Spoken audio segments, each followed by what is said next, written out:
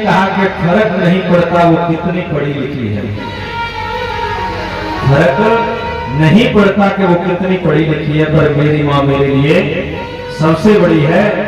चाहे कितना भी बुरा वक्त क्यों ना आ जाए, पर मेरी माँ मेरे हमेशा साथ खड़ी है। परिस्थिति कोई सी भी हो, और माता पिता यदि बच्चे को कहीं पर भी ठोकर लगती है तो माता पिता चाहते हैं कि मैं क्यों ना अपने आप को भी काट के इनके सामने रखूं। आज दुष्ट देखो, दुराचारी कंस था और उसके अंदर अवगुण क्या था कि वो मदिरापान करता था। यज्ञपति महाराज जब वो मदिरापान करता था तो उसके अंदर नाना प्रकार की विकृतियां थी। और आज समाज में वही जहर सबको खाया जा रहा है।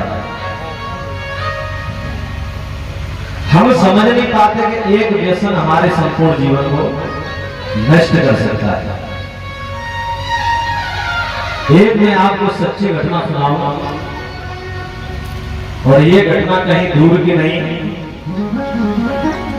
मेरठ के पास गांव और शहर सहारनपुर पड़ता है। और सहारनपुर एक आर्य समाज मंदिर के सामने एक परिवार रहता था। तो उस परिवार के अंदर 3 पुत्र, एक पत्नी और स्वयं रहता था। तो एक दिन क्या हुआ कि मदिरापान करता था, तो उसने अपने घर की छत पर और उसकी मंडली ने सोचा कि चलो कुछ नया विशेष बना के खाया जाए। तो क्या खाया उन्होंने, एक मुर्गे को ले आया और मुर्गा लाके उन्होंने अपने छत पर उस मुर्गे की गर्दन को काटा। और जिस कटारी से काटा वो कटारी बहुत पैनी थी और उसको वहीं पर उन्होंने रख दिया। पर छोटे छोटे बच्चे वहीं पर खड़े हुए उस कटारी को और उस अपने पिता की हरकतों को देख रहे थे। अगला दिन हुआ तो जिस घर का वो सदस्य था तो वो अपने जॉब करने चला गया जहां ड्यूटी करता था। और दोनों बच्चे 7-8 वर्ष की अवस्था रही होगी और उसी जगह उसी छत पर पहुंचे। और बड़ा वाला बच्चा कहने लगा, भैया तुम वही खेल खेलेंगे जो कल पिताजी खेल रहे थे। कहते हैं कि बच्चे कोरा कागज है, जैसा वो देखते हैं वैसा ही करते हैं। आज बच्चों को नहीं पता था कि जो पिताजी ने खेल खेला था उसका परिणाम क्या हुआ। कटारी पिता ने रखी थी, बड़े वाले बालक ने वो कटारी निकाल ली और छोटे वाले बच्चे की गर्दन पर रख ली। वो कहता है कि भैया देख, मैं चलाऊंगा तो कुछ करना मत। और उसने वो कटारी जैसे ही आगे के लिए बढ़ाई तो इतनी पैनी थी धार कि उसकी गर्दन कट गई। जब गर्दन की नस कटी तो खून की चिंगारी निकली, और जब खून की चिंगारी लगी तो बच्चे का हृदय कितना बड़ा हुआ। बच्चा घबरा गया और घबराया तो एकदम वो जैसे ही भागा तो उसका पैर एक पत्थर में टकराया और वो नीचे आरसी पे जाके गिरा। उस बच्चे की महामृत्यु हो गई। और जो जिसकी गर्दन पर कटारी चली वो चिल्लाया तो माँ छोटे वाले बालक को लिए टप से अपने कपड़े धो रही थी। तो वो बेचारी भाग के दौड़ी, उसने देखा कि क्या हुआ, एकदम बच्चे क्यों चिल्ला रहे हैं। जैसे ही वो जीना पर ऊपर चढ़ी तो उसने छत से ऊपर से देखा कि एक बच्चा तो मेरा नीचे पड़ा है और एक बच्चे की गर्दन पर कटी पड़ी है, खून से पूरी छत लथपथ है। तो मां को सदमा लगा और अटैक पड़ा, वो वहीं सीढ़ियों पर ही खत्म हो गया। कहते हैं 7-8 महीने का बच्चा बड़ा चंचल होता है, कभी उठता है कभी बैठता है। जिस बच्चे कपड़े धुल रहे थे वहां पर टप भरे रखे थे जल के और वो बच्चा वहीं खेल रहा था।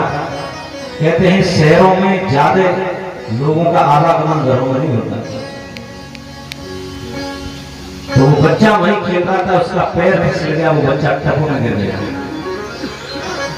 छोटा बच्चा अपने आप को संभाल नहीं सका, जल में डूबकर उसकी मृत्यु हो गई।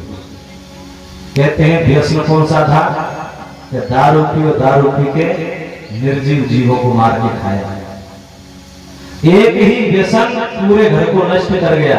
जब वो व्यक्ति को पता चला, जब अपने कार्य से लौट के आया तो उसको इतना बड़ा सदमा लगा कि आज भी वो सहारनपुर की गलियों में पागल होना घूमता है।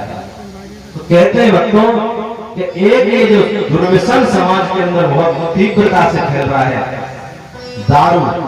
तो कहते हैं अब तो एक ट्रेंड और चल गया है कि कोई पूछे क्या भैया पी रहे हो, कि भैया हम दारू नहीं पी रहे, तो क्या पी रहे हो? बियर पी रहे हैं, बियर। अब ये बताइए कि पौवा थोड़ा कम का भी आता होगा और ये तो और महंगी आती है। अरे चाहे बियर पियो चाहे विस्की पियो, पर परिणाम तो दोनों का एक ही है। इसलिए किसी कवि ने बहुत सुंदर पंक्तियां लिखी हैं, लगाते लेट पी पी करके गंदी नालियों में, डुबाते क्यों जवानी को नशे की प्यालियों में। अरे ये अच्छी नहीं है बसर के लिए, अरे ये अच्छी नहीं है बसर के लिए, अरे ये अच्छी नहीं है बसर के लिए। जय हो।